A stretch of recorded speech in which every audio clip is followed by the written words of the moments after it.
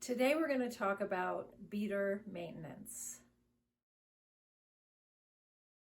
Now I'm going to calibrate the beater, and I do this every so often because I feel like it bounces out of true.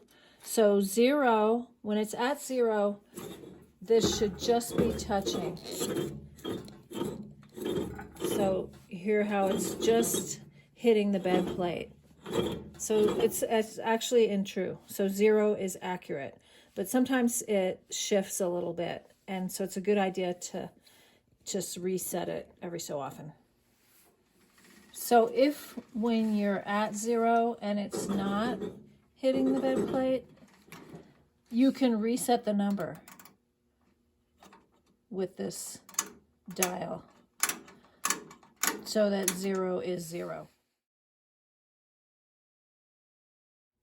So I'm going to grease the beater, and you need to do this whenever the grease, you don't see grease anymore. So I do it maybe every 6 months, but I don't use my beater that often.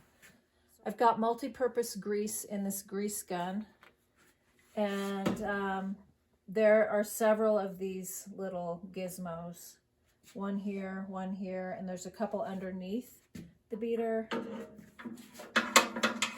And I'll just force that on and then pump grease in until I see it squirting out. Okay, I see a little bit of grease starting to squirt out. Here's another grease spot, and you see the grease is starting to squeeze out there. So I've got enough in there.